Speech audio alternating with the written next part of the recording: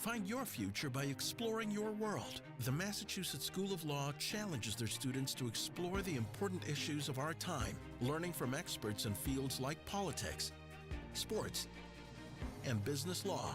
From first-hand accounts and dramatic reenactments, in-depth conversations with society's leaders, from historians to lawyers, from high-tech professionals to environmental experts. The Massachusetts School of Law at Andover presents MSLAW.edu. First, there was Sonia Sotomayor who went first. And she's a little younger than me, and she said, first you go to this wonderful law school, you do very well, you graduate, and then you work for the government, U.S. Attorney's Office, District Attorney's Office, then you work for a firm. You care about issues, but you're cautious about how you say them. And then you become a judge. And they turned to me. And I said, first you represent the first lesbian, feminist, radical revolutionary accused of killing a cop you could find. That would be your first case on prime time. Then you do every abortion case in the Commonwealth of Massachusetts. You speak out in the Boston Common. And for the final coup de grace, you marry the ACLU, and then you become a judge. So, they didn't know what to say. That was federal judge Nancy Gertner telling us one of the many wonderful and interesting stories from her book, In Defense of Women, Memories of an Unrepentant Advocate. Hello and welcome to MSLAW.edu, produced by the Massachusetts School of Law at Andover. I'm your host, Diane Sullivan, and In Defense of Women is the topic for today's show. In her earlier years, Nancy Gertner wanted to go into politics, run for the Senate, and one day be president. She attended Yale Law School, and her dreams changed. She wanted to write. She wanted to be a professor. During those years in law school, the anti-war movement and the women's movement began. Law student Nancy Gertner planned to spend a few years in practice and then teach, or so she thought. Her few years turned into 24 years of practice. We begin with Judge Gertner after she has graduated from law school and begins her first case, which is the Susan Sachs case. Susan being one of only 8 women ever to be listed on the FBI's most wanted list. Well, first, background. The Sachs case was involved a robbery in 1970. The anti-war movement had been largely nonviolent.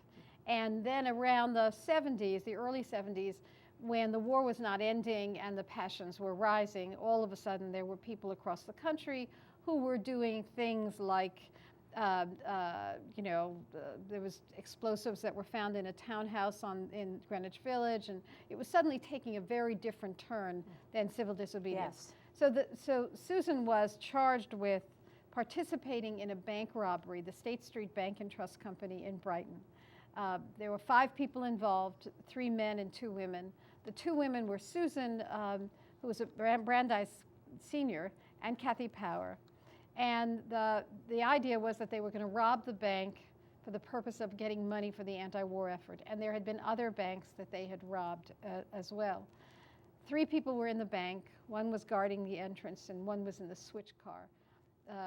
When the robbery was over, they got into the switch car, but the man who was guarding the bank for them didn't realize the robbery was over, and he shot a police officer, a very well-known police officer, in the back. So Susan was charged with not just robbery, but murder, felony murder. I didn't know her, although we probably were in the same demonstrations on the New Haven Green some years before. But she figured that the 3 men had been prosecuted and convicted, and really very quickly. She figured she had no hope. This is not a great way to, a great vote of confidence in a lawyer, but she figured she had no hope, that there was no way that she was going to get out of this with her life. Yeah. There was no death penalty, but she was surely going to get life imprisonment.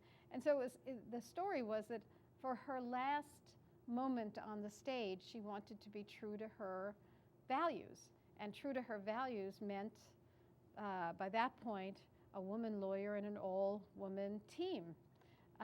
I had never, ever expected that she was going to ask me. I had been a supporting player when the case was in another city. So when she asked me, I write that I didn't know how to say no. it was very interesting. I mean, I said yes because I had to come to grips with my fears. I just couldn't say no. I couldn't say, oh, I'm sorry, I'm afraid of doing this, or, oh, I don't have experience. I say in the book, I sort of told her I had no experience, but it was perfectly obvious. I mean, I was 29 and she was 25. So I took the case on those terms, but she wanted women to be in the lead. And it was a little bit of a contrivance because we were all new lawyers leading. I had to talk to myself every day to get myself to, argue with the judge and argue with the lawyers and get myself to a position of power. But that's what she wanted, and we were all doing it together. I write in the book that, I didn't look much like a lawyer then, but none of us did. Yeah. So I just couldn't turn it down. And it was, the kind of case when you represent someone who's not unlike you. I felt like I was saving our lives. Sure. We were both in this together. Life was everything I had in front of me, and she as well. So I couldn't turn it down. At one point, it was interesting. The prosecution has called 24 witnesses and they rest. You do not call a single witness. Why the all or nothing gamble? It evolved. One of the things that's very hard for a new lawyer is to do anything at the last minute, to do anything, to sort of be flexible. This really evolved.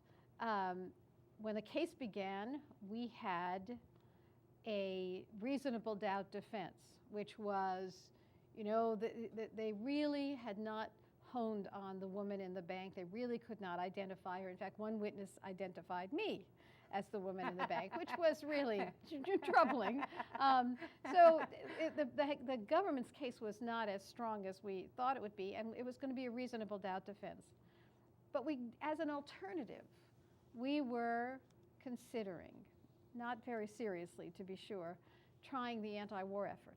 Mm-hmm. So while we were attacking the government's case, people were coming in from all around the country who were the icons of the anti-war movement for the purpose of being the defense. And the defense would have been, this is the movement, the war was terrible, and this is why you needed to do these kinds of actions. In truth, there was not a single doubt that I would never put on such a defense. There was simply no way to justify the felony murder charge with the war. Right. It just was unimaginable. But we were keeping our options open, and more significantly, everyone underestimated us. So the press and the prosecutor all believed that we would try this really crazy defense. And as a result of that, the government had two pieces of evidence that they reserved. They had witnesses who couldn't identify Susan, and it was pre-DNA and nothing like that, but they had two letters, which are the kind of plaintive letters that young girls sometimes write. And it was to my father and to my rabbi, by the time you receive these letters, you'll know what your little girl has been doing. So the government had those letters, which were essentially confessions. But they reserved them because they thought Gertner was about to do this ridiculous anti-war defense. And so when they rested without those letters, it was clear that the most effective strategy was to rest. Because then the letters would be kept out. Letters wouldn't come in. Would Brilliant. not come in, right. Brilliant. I was scared out of my mind. I mean, I conferred with my partners, but it was this moment of, actually I describe it was this Perry Mason moment. Yeah. Where all of a sudden the government says, the government rests, and I get up, and when I got nervous, I sounded like Minnie Mouse. So I go, in that case, we rest as well. And then people rushed out of the courtroom to, it was great. Except that at that moment, all of the lack of confidence in me came out. The press didn't see it as brilliant initially, figured that this was a young woman who had made a very serious mistake. And when the jury was 9-3 for acquittal, and then 10-2, and then 11-1, all of a sudden they started to look at me as someone who maybe I did know what I was doing. Yeah, right. You know, so it was really quite a change. And it was funny, one of the prosecutors says, well, you know, it was really, he doesn't say it directly, but it was really brilliant because no one expected you to win. So if you won, it would be the win of the century, I think is what he said. Right. Yeah. It's, you know, it's a lesson for one of the things that young women lawyers can do is to take advantage of being underestimated. Sure. You know, you on the one hand, you get all of the sort of lack of confidence in who you are, but on the other hand, there is the, oh, you don't think I can do it? Well, let's just show you. Yeah, that's right. So that's what that was about. You mention in the book that once you started practicing law, you in fact found it harder than you ever envisioned when you were at Yale. How so?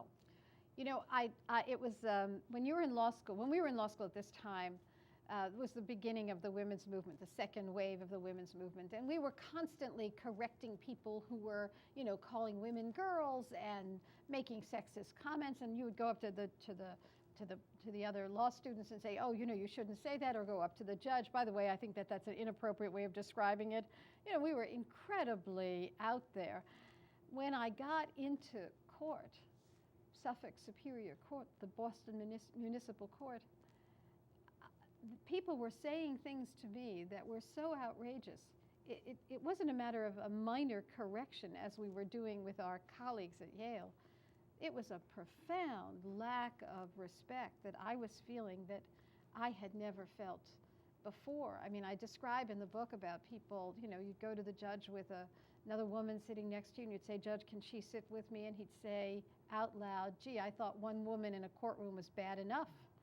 And I can't tell you how discombobulating that is, because it's like he is at such a distance from respect. You don't even know where to begin. And you're now a lawyer, a supplicant in his court. What do? Do you, you know, tell him that this is an outrageous thing, and you just start, you know, how do you confront him and then look like a humorless feminist? What happened, the good news of that is that I figured out that my best bet was to be funny. And I could be funny. You know, I could make fun of the situation, and that was the best way. Sometimes funny is not exactly, it's funny with an edge. I had actually forgotten this, but someone reminded me that once when a judge said, what shall I call you? Miss, Mrs., or Ms. And I said, counselor would be fine. And there were titters in the courtroom, and the judge just sort of slunk in his seat. But you had to figure out the strategies. Yeah. And as I said, it was such a distance from respect that what we saw in Yale was just minor in comparison.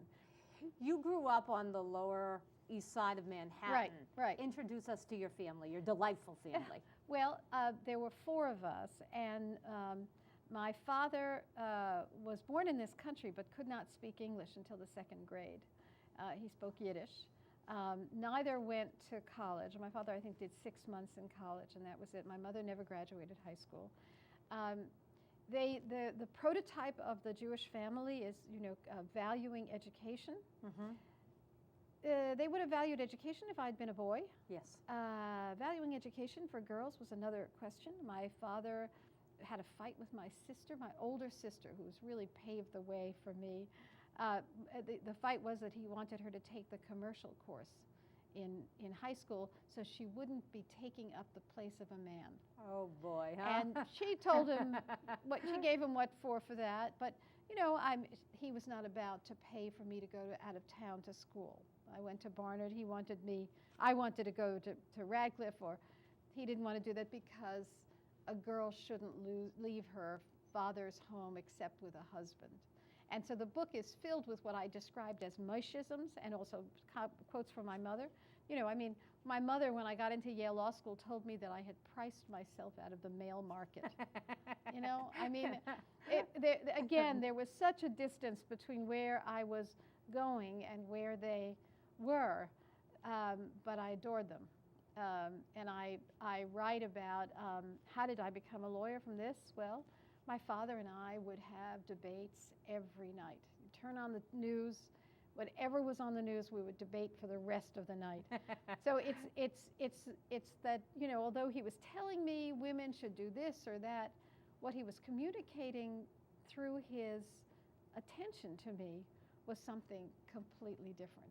And I think that you know, you get this dual message. Oh, women should be, you know, you should be having children and getting married. But there was, wow, there's these ideas that I really am going to engage with, because we were going to be talking till 2 or 3 in the morning. And for my mother, it was, we'd finish dinner and get up and she would say, go do your homework, not help me clean. So I mean, again, I was getting a very different message from her. You know, I was speaking with somebody about your book just this week, and they said the passages with your parents were their favorite parts of the book. So I'll just share that with you. Yeah, well, I mean, I also think that it made a difference to my lawyering, because I had this audience at home that I had to persuade, a very conservative audience, and an audience that I loved. And what I describe is that you learned how to fight and love. You learned how to, you know, respect and struggle with someone. And to some degree, that was the template of what I was doing in court. I'd go before a judge. People used to think that the judge in the Sachs case and I were having a father-daughter relationship, not unlike my father. You know, he'd be angry at what I was doing, disagreeing with me, but engaged, you know, and he'd like the engagement particularly. So there's a wonderful story I tell about my father when I got the Sachs case. I called him up because I was concerned that the press might embarrass him. I don't know what I would have done if he had said no, that he didn't think I should do it, because I was going to do it anyhow. But I called him up, and he said, Nance, I want you to take the case. I want you to work your heart out. I want you to win. I want her to be exonerated. Then I want her to cross the street and be hit by a car. It was, you know, in a nutshell. That says it all, doesn't it? What is significant about your wearing of red? Well, every trial lawyer has, you know, these kinds of practices. Something, you know, you won when you were wearing red, and so therefore you wear it all the time. That was a little bit of that. I was wearing red in the Sachs case, but part of it also was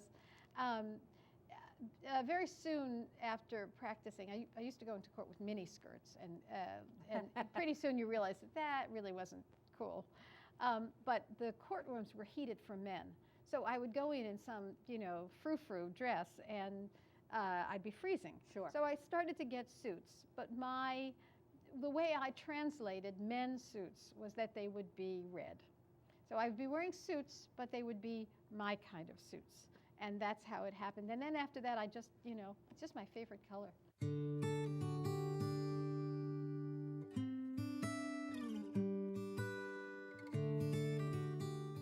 Earning your law degree shouldn't burden you with overwhelming debt. At Massachusetts School of Law at Andover, we believe it should be affordable, achievable, and yes, even an enjoyable first step to your successful career. We believe in an atmosphere of support, flexible class scheduling, and hiring professors with real-world experience, ensuring you leave law school with the professional skills you need. We are the most affordable law school in New England, and we believe in you. The Massachusetts School of Law. Your future starts here.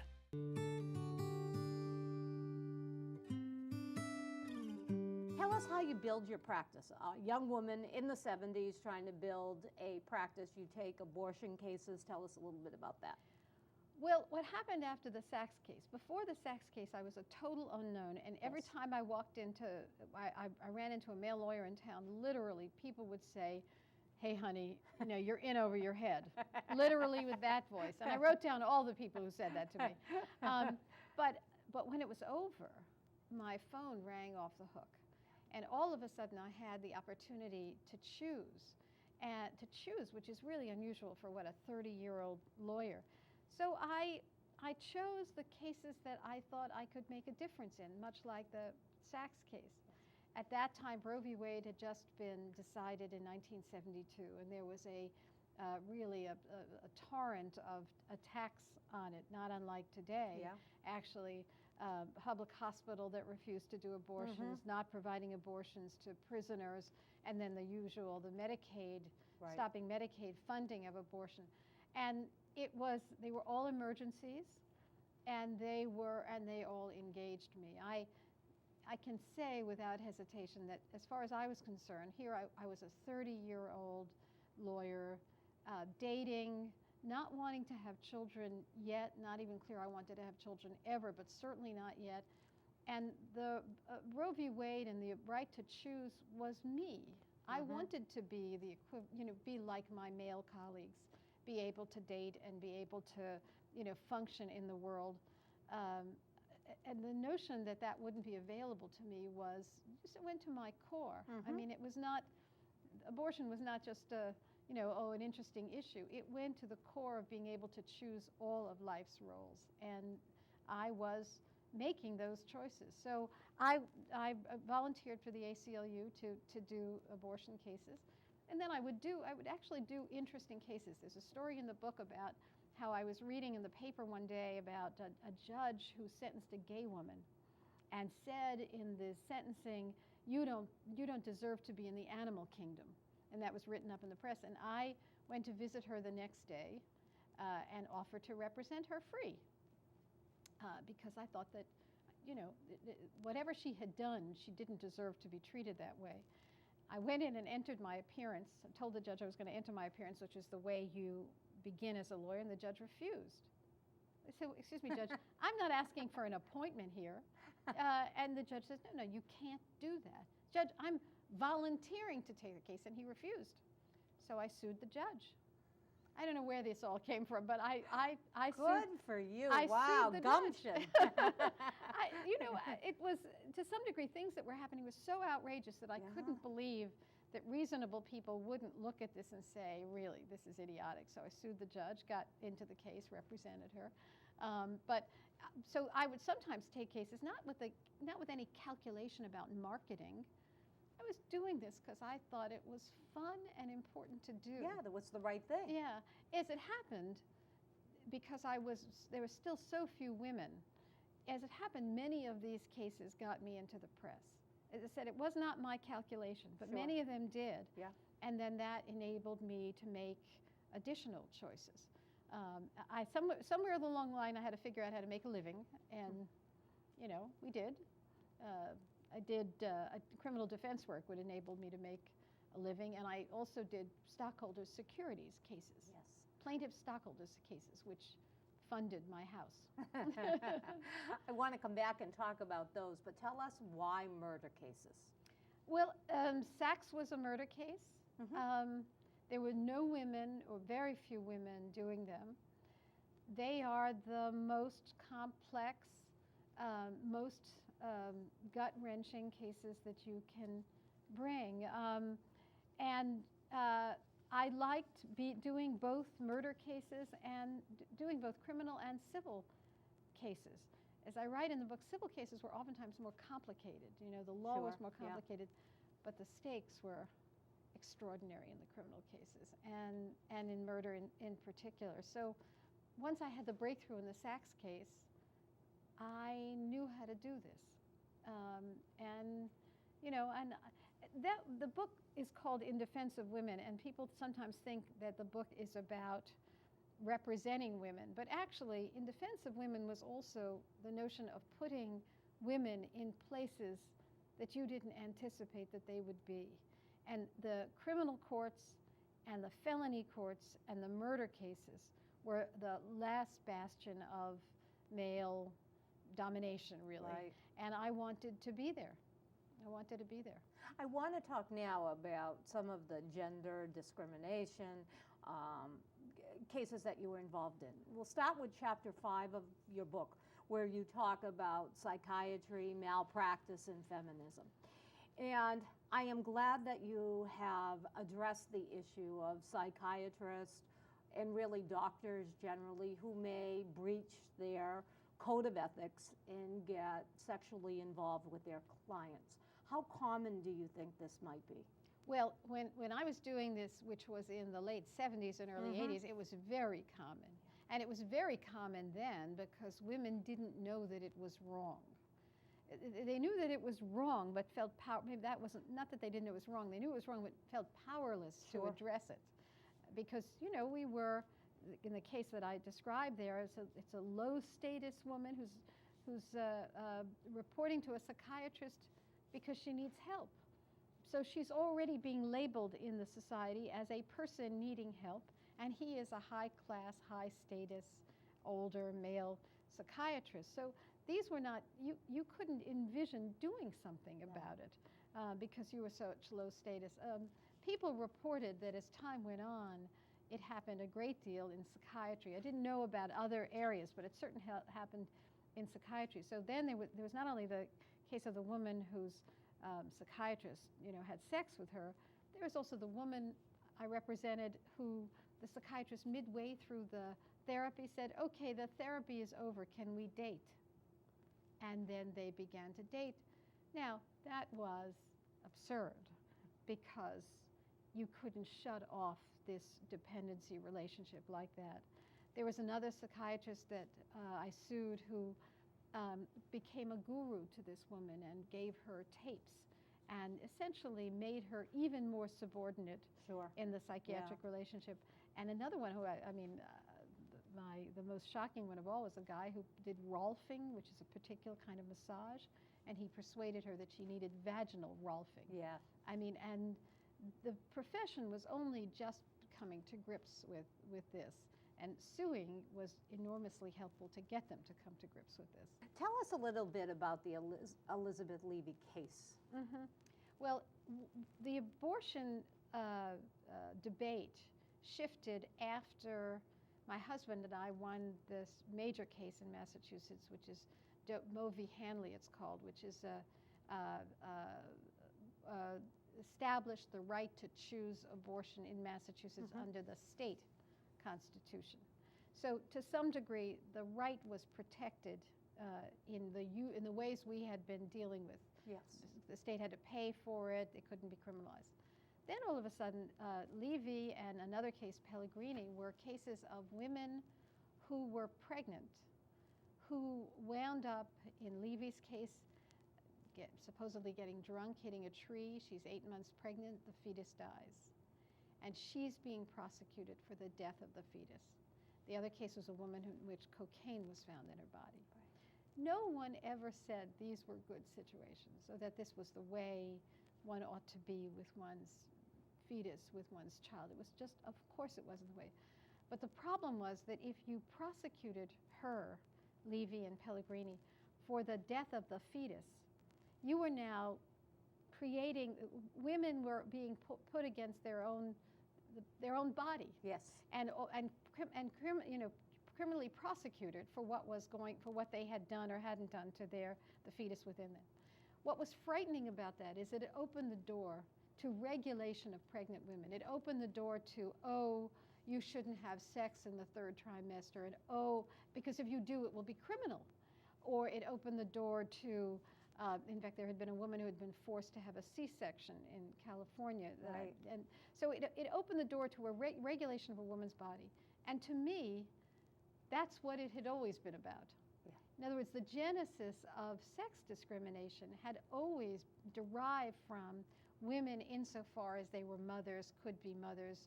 That's where the core was. The state believed it had a right to intervene to keep us in that role, and in these situations it was the state intervening for the purposes of saving the fetus from the mother. So I represented Elizabeth Levy, and I did an amicus in the other case, saying, again, this was not a good thing. No one was saying this was a good thing, but the criminal law was not the way to address this, and the principles that were coming out of these cases were tremendously dangerous. There was also, by the way, a whole other public health issue, which is these women will not come forward for help if they're going to wind up in jail. Right. So it made no sense, and that's why I started to do just before, in the mid '80s. And she ultimately, in a Levy case, what was shocking is, the district attorney's office was coming in to save the fetus. Well, what had happened was, when she got to the hospital, the fetus was alive and was well, it was believed. But because they smelled liquor on her breath, they ignored her. The fetus died, not because of her directly, but because of the hospital. So the case was dropped. and Pellegrini wound up with the case being dismissed as well. But it was, it's a complicated issue. It's just, this is another issue that I will write about. Yes. I mean, criminal law is not the way we should address these kinds of very complicated social issues. It's like, it's like using nuclear war to deal with the, backyard battle. And it's just not the way we ought to do it. No. Yeah. Chapter 8 of your book, Fighting City Hall. Tell us about John McGrath, your congratulatory letter from Mr. White, and so forth. Well, by, I don't know, I guess by the 80s and mid-80s, I'd gotten pretty good at this. And McGrath was, you see it in evidence books now. There's a picture of the Brinks guard on the gurney, identifying John McGrath, who had been missing an eye. And that was, so you couldn't have had a better identification, arguably, right? I mean, he's missing an eye, and the Brinks guard said, he's the guy who robbed me. But this was an issue of craft. We investigated when the robbery took place. The investigation, and we cross-examined the police officers who all insisted that it was bright light at the time of that they could see what was going on, and the Brinks guard could see who had robbed him. Other officers had conceded that it was dusk. So when McGrath was found a couple of blocks away, they said it was dusk. So there was something about the robbery had taken place at one time, and his apprehension had taken place at another time. Unless they were in different time zones, they got the wrong guy. And then my investigator, who was Susan Sachs's lover, she found that there was one car that had left the bank, the site of the Brinks robbery, and wound up being caught in the crossfire of the shooting, and a second car, which is where McGrath was found, a second car. And she found two separate cars. The one that had been caught in the crossfire with a bullet in it, right, and then the one that McGrath had been found in, and so he was acquitted. And that had just happened. I mean, so there's a big acquittal. And then when Ted Anzalone was indicted for extortion, the question of who should be his lawyer, Harvey Silverglade and I, who was my partner, represented him at the beginning. And then there was a moment when he was indicted, and a group of male lawyers got together to figure out who should represent him going forward. And we weren't on the list. It was like at that point, no matter how much I had won and how extraordinary the victories were, because I took hard cases, I was still not in the mix. You were still a woman. I was still a woman. And so Ted Anzalone, to his enormous credit, said, I want them to represent me in any event. And then the funny story of that is the first day of that trial, Harvey Silverglade, my male partner, sitting next to me. I'm doing everything. He gives, the news that night had his face and my words. And I went up to them the next day, because I have a big mouth, and I said, what do you think I am, Harvey Silverglade in drag? I mean, this is idiotic. But it was again this skepticism about who you are, and that lasted even into the 80s. Wow. And he was acquitted too. I only write in the book about people who were acquitted. Of course. My book, I can do whatever I want. Right. Right, no problem. You write in the book that you were deeply skeptical of love and work and lawyering and motherhood and children. Right. Okay, but you become pregnant at 39. So tell us a little bit about your life as a mother, a wife, and a lawyer. I loved the work. I loved the work. And I was pretty good at it. And I did not imagine that one could combine work and family and a marriage at the same time. My parents loved one another enormously, and they were fabulous parents, but she didn't work, and my father actually didn't want her to work. There were not a lot of models of people. There were models of women who had careers, but not models of women who had passionate careers. And I just didn't think it was possible to combine it, and I was having too good a time. I was dating. you know, but I just couldn't envision this could happen. It was bound to happen that the person I was doing the ACLU work with would be someone I would fall in love with. It was bound to happen because John Reinstein and I were working together all the time, and he was someone who was like no one I had ever met before. We'd work on cases together, and we'd walk into court, and he'd say, "Nancy, this is a woman's issue. You should do the arguing." Excuse me? I should do the arguing?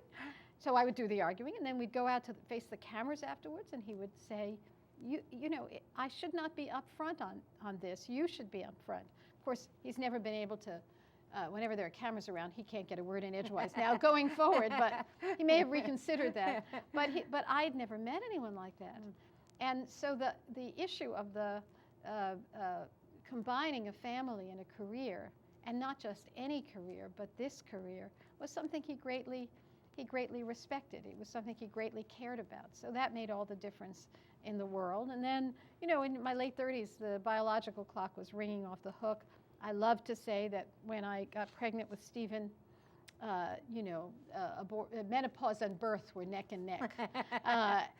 But the advantage of having children at that age was, first, I was unequivocal, right? I talk about giving Stephen Miranda warnings in the book. He was like, you know, about that big. Yes. And you go, okay, sweetie, there's good news and bad news about having me for a mother. The good news is I'm going to love you more than you ever could imagine. The bad news is I work. I work. I love the work. And we'll have to figure this out. So, I mean, but that was, I mean, I had to figure it out because I was not about to stop what I was doing. And I think that there are 3 children now. John had a daughter who we raised as well part of the time, and Stephen and Peter. And we, you know, we all figured out a way of letting them know how much we love them and trading off when you had to trade off. If I had a trial, he's a great cook. He would cook for them. If it was the reverse, you know, I would do it. And the kids, and then the kids, once the technology came in and the kids could call me anywhere, you know, I have a great texting relationship with all 3 of them. So, you know, it is wherever you are, how are you? Or then there's a wonderful story about once I was in China, and Peter called me from China, to find out where his soccer shoes were, and I knew. I knew it. So we had figured out a way of mothering, which was not my mother's way, but was comfortable for us, and you know, I think it worked. I think it's a question of how much you want it. Yes. You know, how much you want it and what your situation allows. And I like to tell young women that it still shouldn't be private negotiation. As a society, we should support this. It shouldn't be the happenstance of who I happen to marry and when I happen to have children. Yes. Society should support women making these choices. I was just very lucky that I could do this. My favorite passage in the book, I'm going to ask you to read. You say that you become your mother. So if I may ask you if you would read a paragraph from your book. Sure. So it goes, that was then, this was now. Now I had that family. Sarah, Stephen, Peter, Rachel, 1 dog, then 2, a cat, a bird, 2 fish, named Bush and Quail by Stephen. And in the twilight of the day, rattling around our house in Brookline, making brisket of beef or cookies from the recipes I had salvaged after Sadie's death, reciting her words to my babies, I was my mother, plain and simple. I could not be home in the afternoon as she had been to cheer every grade, console every disappointment. She never taught me to cook or babysit, but she taught me how to love. And loving these children with abandon was her greatest legacy. From day one, I knew I took the right step. The Massachusetts School of Law is challenging, but you feel welcomed and supported at every turn. You're learning the professional skills you need to get hired. From professors with real-world experience. Trust me, that makes a huge difference. I now have a job I love, and the best part is, I'm not in debt. No LSATs required. Teachers that make a difference at the most affordable law school in New England, the Massachusetts School of Law. Your future starts here.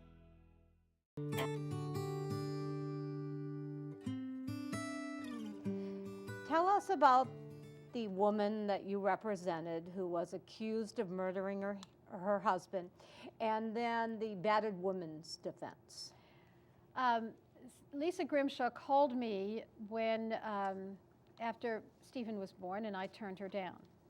She was in jail awaiting trial. And then she called me after, when I was pregnant with Peter, and I turned her down. And she waited. Here was the story.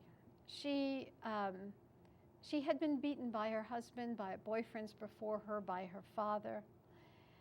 And she had left this particular husband. But unlike usual battered women, you know, where a woman has hard time leaving, she actually had left.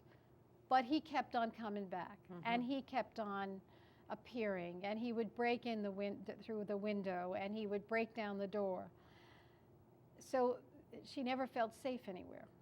They had a son together, and she had to interact with him. And on the evening of the murder, she went to pick up her son, and there was a fight over the son, and she thought that he had gotten her keys.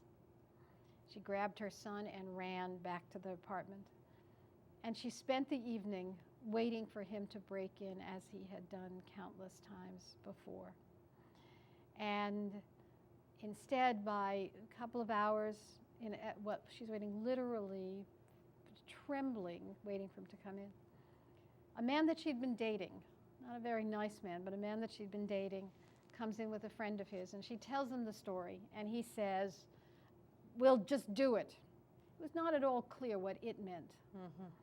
And they went to pick up the husband, and he was beaten to death by these other guys while she was there. It was a difficult battered women syndrome claim. The battered women syndrome had never been introduced in Massachusetts at all before then. And it was a claim that for women who are beaten, who expect violence at every turn, self-defense meant something different than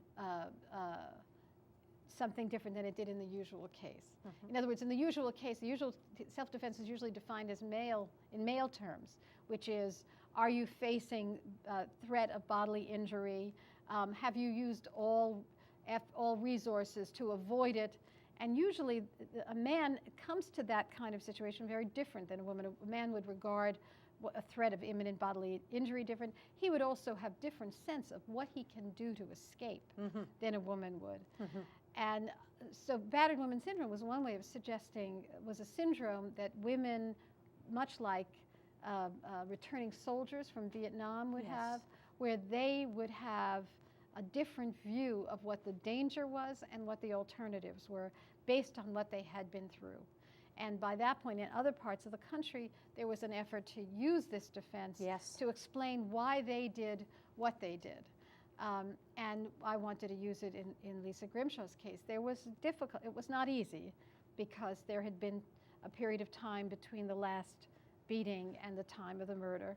But it seemed to me that that was for the jury to decide. Let the jury hear what her makeup was, let them understand what she had gone through, and then they can decide whether it was first-degree murder, second-degree murder, manslaughter, or an acquittal. It was for them to decide, and luckily the judge let me use that defense.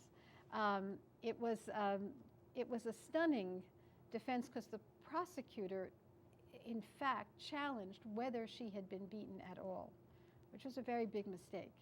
So we were able to show to the jury, describe to the jury, getting out of her car with a friend of hers after they had separated, and him walking up to her and punching her in the face.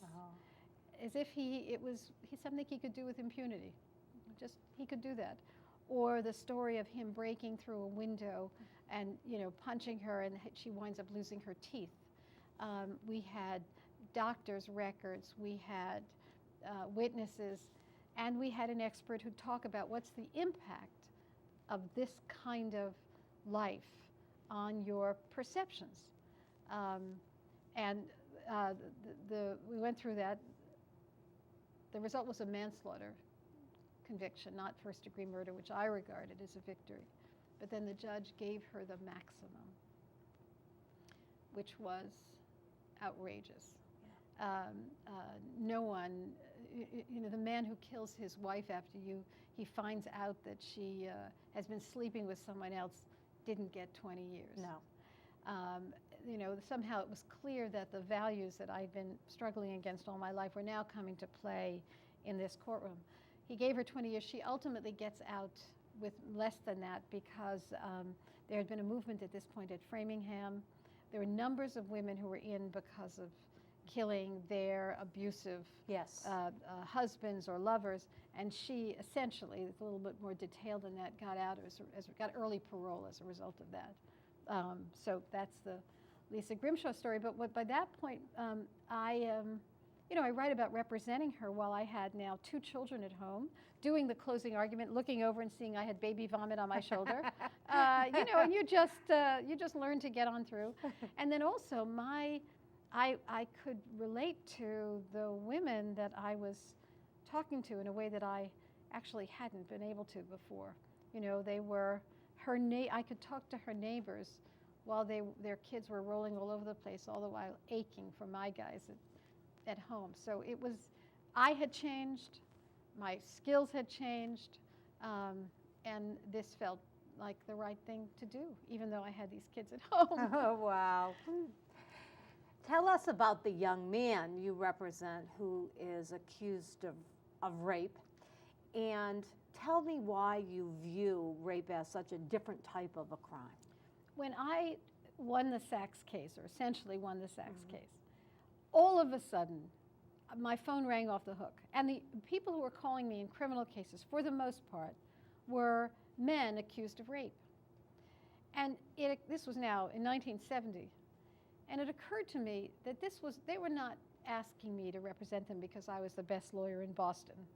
They were asking me to represent them because I was a woman.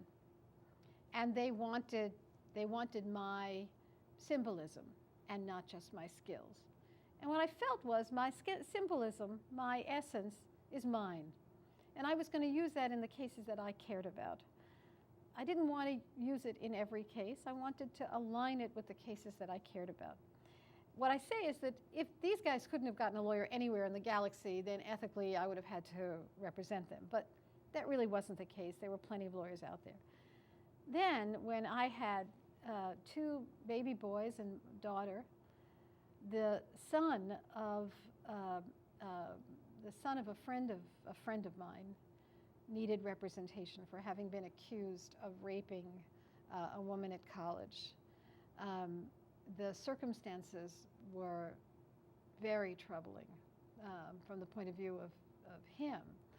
He was a virgin. This was his first sexual encounter. He was very small. He's 4'11".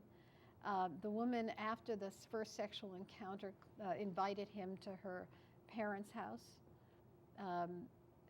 Behavior not just a little bit inconsistent with having been raped, but totally inconsistent with having been raped. And didn't surface the accusation until some 10 months afterwards, and even then the circumstances were not clear. I talked to him with my little boys running around, and I thought it was important. I felt he needed help to get out from under this really horrible accusation of rape. He at that point had been suspended from school because as soon as the hint of it happened. I still didn't represent him at the trial. My partner represented him at the trial. He was convicted. I was appalled. They went jury waive, and the judge literally said, "I have no choice but to convict you." And that could only be interpreted as he didn't want to take the heat that would happen if he didn't. Yeah. Because the evidence was unbelievably thin. So he was convicted, and I did the appeal, and I did a feminist brief. I did a feminist brief saying we shouldn't trade all these years when women were questioned and women weren't believed to the opposite, where, in fact, women are always believed. Yes. I mean, we had to come up with something in between, and innocence mattered. I write in the book that after this case, I was picketed for having represented a guy who was accused of rape. But we won the appeal in a decision, actually, that went further than I wanted it to go. So that, to some degree, it underscored my feelings about not wanting to take rape cases, because once you get in a case, you have to do everything. Yes. And this decision went further in the direction of making it harder to bring these charges than I wanted it to be. You worked, though, on rape shield laws after that. Before that. Before that? Yeah, no, I had, you know, when rape was sort of the crime that embodied all the worst attitudes about women. If a woman had been sexually active before she was raped, she would be cross-examined as if she had consent. Once you were no longer a virgin, you consented to everything. Right. You know, and her sexual history would become fodder for the cross-examination. So I worked to stop that, to make sure that the only thing that could be surfaced was things having to do with what she did with that defendant, and not necessarily every sexual encounter she'd ever had in her life. Her prior sexual history shouldn't be fodder for cross-examination, because it embodied really a different world. My father would tell me, don't dress like that. You know, I wouldn't tell my daughter that. It was a different world, and the mores were different, and it no longer meant that once you had had sex, you were consenting to every sexual encounter thereafter. I mean, the mores had changed, the court had to change, and the court had to change to be able to recognize date rape. And the only way to do this was to change the rape shield, was to enact rape shield laws. Rape shield suggests that you're shielded, certain information is shielded from the jury's view. One chapter in your book, sexual harassment pays, sexual discrimination does not. Tell us about the truly horrific sexual harassment claims against the national brokerage firm and your representation. I think I was in the middle of a murder trial. I was always in the middle of a murder trial. I was doing murder and discrimination at the same time. And a woman came to me who had a case against Merrill Lynch. And she described that when she was initially a young broker, Merrill Lynch was all male, and there would be parties when a broker it was his birthday, and the parties would have cakes in the shape of penises, or there would be a stripper who would come out of the cake. She was a tough lady, and she would say, all right, I'm going to take this. She shouldn't have to take it, but I'm going to take it as long as it didn't matter to my the money I was making. If it didn't matter in terms of money, I will take it. And she took it, and she took it. And then she began to realize that, in fact, to some degree, the same attitudes that privileged that put their finger on the scale in terms of her money. There would be parties at the Bruins or the Celtics. She wouldn't be invited. Male brokers could invite their clients. There would be offerings that were offered to the men but not to the women. When brokers left, their book, it was called, their accounts would be distributed, and she would not get as much as any. And all of a sudden, she realized it really was affecting the bottom line, and so she sued. It was not an easy case, because it was a case about lost opportunities. You can't translate that so easily into dollars. So we told a narrative. It was a narrative that I was familiar with. We told the judge a story about starting with penis cakes and strippers and ending up with this difference in her pay, and that she felt compelled to leave when she realized that these differences had been going on. And she left, and the judge didn't award us damages, but awarded $250,000 in punitive damages. And as I write in the book, I mean, that continues to happen, particularly in professions in which are sort of like cowboy professions, where there is not a unified structure, where essentially you make what you kill, and that's brokerage. Even doctors are like that, and we see sexual harassment in those situations as well. Yes, we do. And it's wonderful that you expose in your book the link between harassment and discrimination. I mean, the ultimate goal is discrimination. They just use the harassment to discriminate. It's something that has not been addressed by society at all. Well, when you think about it, it's only maybe a generation and a half ago when women were formally excluded from professions and jobs, formally excluded. So now the enterprise is to try to figure out the ways in which those obstacles remain. You don't change something by suddenly taking the signs down off the door. It takes education, it takes affirmative changes. And sexual harassment was a classic example of that. The signs were down on the door. But if you're going to keep on demeaning me, I'm not going to feel welcome here. I'm not going to feel comfortable here, and I'm not going to stay. Tell us, you brought up education, about your suits against academic institutions, right, for which you're going to join. Right. It's a little ironic. Yeah. Well,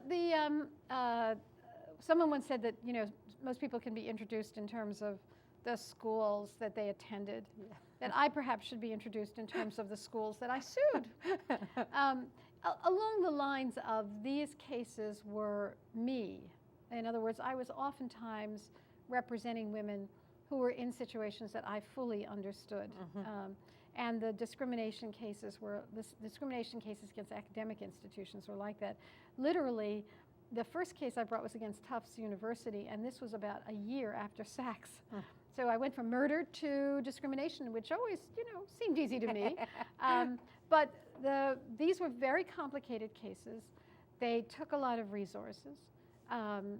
Women sometimes don't bring these cases because they're too expensive. And if you are like me and willing to work for a song, suddenly you can do this. But I love the challenge of it. Universities have the illusion of rationality. Committees and paper and evaluations. And at the end of the day, they may mask the same kind of attitudes that you see on the assembly line. I don't like the way, one I quote in my book is a woman who was going for a named chair, and one of the members of the committee literally said, I just can't see her in that position. I can't see her. Why can't you see her in that position? Because you envision a man in that position. That's right. So I sued most of the major institutions in the Northeast. Not Yale, because I was going there, but certainly Harvard. And one of the last cases I took was representing Claire Dalton, who was suing Harvard Law School. From red dress to black robe, Chapter 15 takes us on the next step in attorney Nancy Gertner's journey, which began with a recommendation by Senators Kennedy and Kerry and a nomination by college friend President Bill Clinton for the position of United States federal judge. Despite a difficult confirmation process and attacks from the media, she was confirmed by the Senate on February the 10th, 1994. In 2011, Nancy Gertner stepped down from the bench. She said it was time for another adventure. She loved being a judge. She had been on the bench for 17 years. She's now teaching at Harvard, and we hope working on her next book. So until next time, stand up for those who cannot advocate for themselves, believe in what you do, keep surprising people, and most of all, you be well. When I finally got sworn in, I wanted people to understand that I was not born with a silver spoon in my mouth, and that there are lots of different roads to judging, and we ought to think about it in those ways. So I told the story. My father had died 3 days before Kennedy had called me, before the president had called me, and my mother had died when I was 30. So this was a story. I told him that I was going to tell this story. I am now in Faneuil Hall, and there are all these people around, and I say, I want to let you know the distance that I've traveled to come here. So it's 1971. And we're in the kitchen of our small apartment. We went from the Lower East Side to Flushing, Queens. Very small apartment. And I'm having a fight with my mother. the kind of fight that only mothers and daughters can have. Every woman I know who I tell this story knows those kind of fights. You say things to your mother that you would never say to another human being in this galaxy. So we were just going on and on.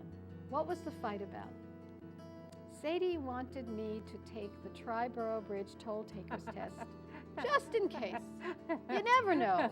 I had graduated Yale Law School. I was on my way to clerk, but you never know. So I tell this story, and everyone laughs and well. And then when it's over and the laughter subsided, I look at the ceiling and I say, "Excuse me, I have to talk to my mother." Ma, a government job.